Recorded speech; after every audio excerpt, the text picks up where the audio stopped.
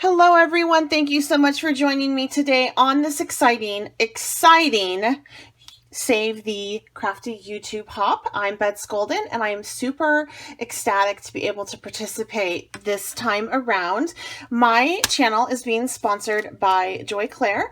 We are offering, or I should say they are offering a $25 gift card to one viewer. It doesn't matter if you're USA or international because it is electronic. So go ahead and leave a comment down below on my channel so that you can be entered into that, as well as hopping through to all the other channels and being able to be eligible for a prize on those channels. Make sure you leave comments there as well.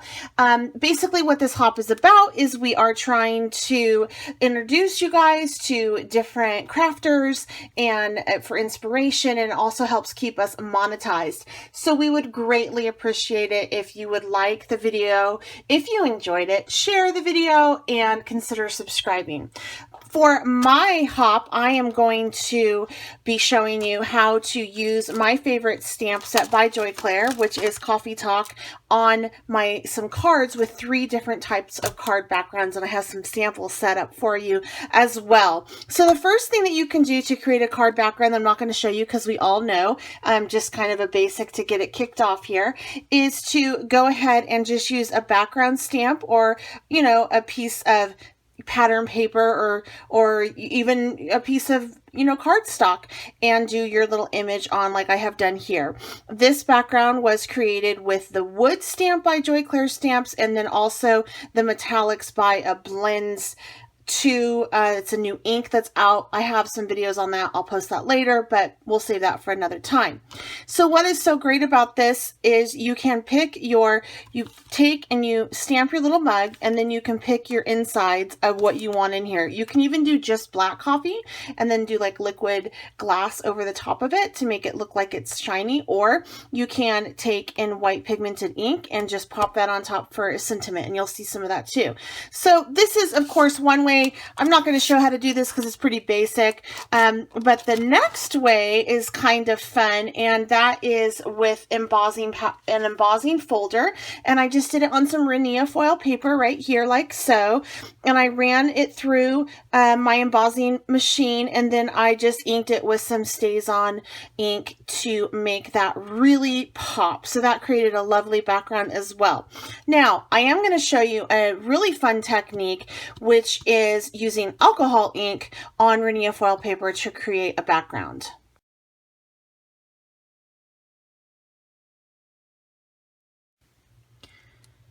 For this technique, I'm going to be using the gold from the metallic variety artist pack, and I'm going to be doing the glossy on this. I used the copper on this one from that same pack, and now I'm going to be using the gold, and alcohol ink works absolutely beautiful on foil paper. You're just going to take and just drop some on in a random order, and got a little bit there, that's okay. And then you are going to take your blending solution, and I like to actually lay some out like that as well, and you're just going to do your alcohol like you normally would. Super cool. What's nice about doing this on the gold is that it kind of lifts a little bit of that foil if it gets super saturated, and then you also can see some of the silver. Look how pretty that is. So this will have to dry for a minute, and then it can go right onto a card.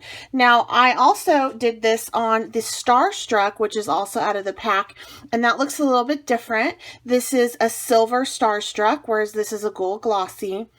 And the card that I created was this, with this same type of technique. I just crumpled up the paper as well, and then I flattened it and laid it out on the card for this cute little card right here. All right, so the next thing we're going to talk about is blends.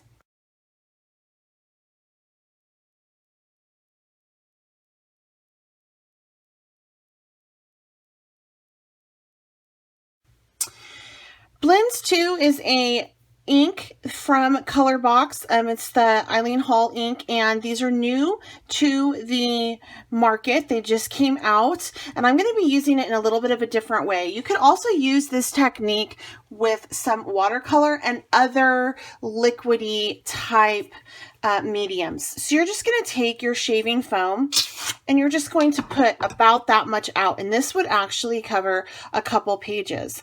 And then you're going to take, and I like to put my lightest color down first, and then my next to light, which is my wild berry. The one that I put down first is melon.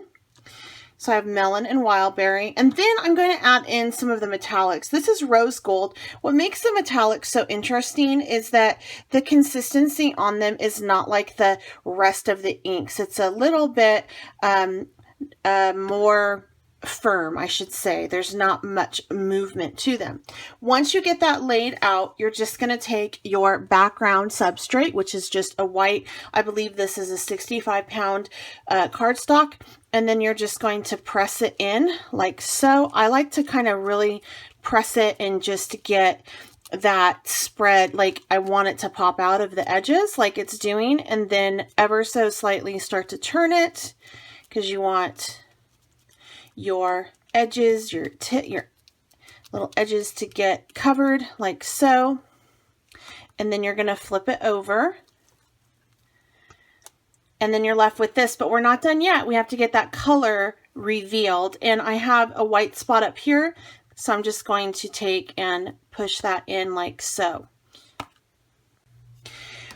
So in order to get that color up, you can let this just sit up and dry. But what I like to do is I like to take just one of these spatula type deals and just pull it up like so, and then I just make sure that I wipe it off. The fun thing with shaving cream is not only does it reminisce of your preschool days, but it also is a soap, so it smells good and it's clean. I like to do this process sometimes just to clean my area, and the color blends does not stay on, it doesn't stain because it's in the shaving cream. So this is the first one that I dipped, and then look how cool that is, and you can see how that rose gold, that metallic, shines through. This is the other one that I dipped off screen. Same thing. I'm just going to take it and I'm going to move it, and if I don't like something, like I'm like, ooh, I wish that this had more of this over here, I can just take and just put it down like so. I can pick up my shaving cream, and then I can put it in the area that I want more color, and it'll do exactly that. And again, it is soap, so it's not going to hurt anything, and it cleans up beautifully. Let me show you another background that I created with this, and I did a nutmeg on it, so that's that background. And the card background finished looks like this. I thought it would be so pretty with those hearts, maybe a nice Valentine coffee card.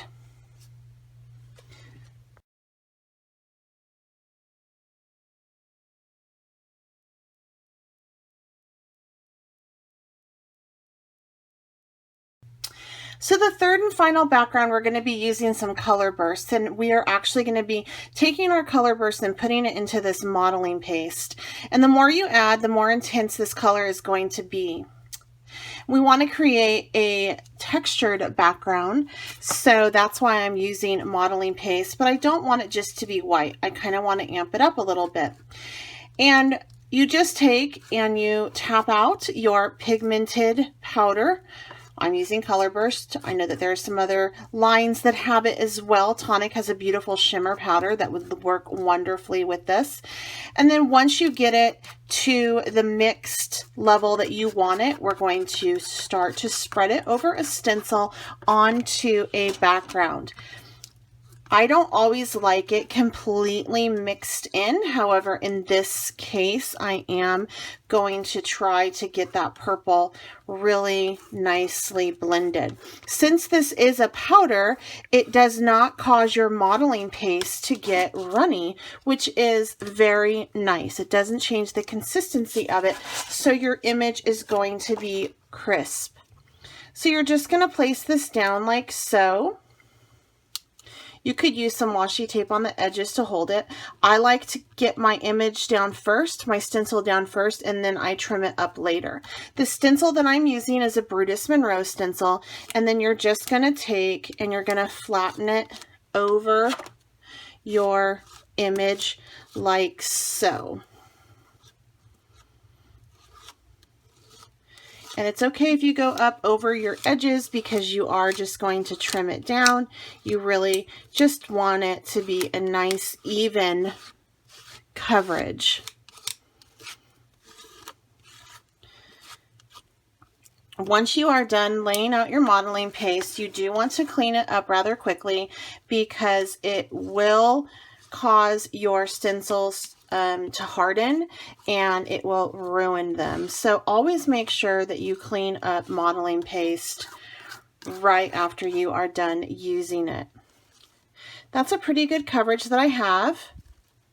So I'm going to just go ahead and lift this up like so. If I can catch a corner of it, and you're just going to see how beautifully crisp this image is. Look how pretty that is. Now, if you want to go ahead and have a different type of effect, I used 3 different Colorburst images on this background with another Brutus Monroe stencil. And then my final piece that I did for the card was this.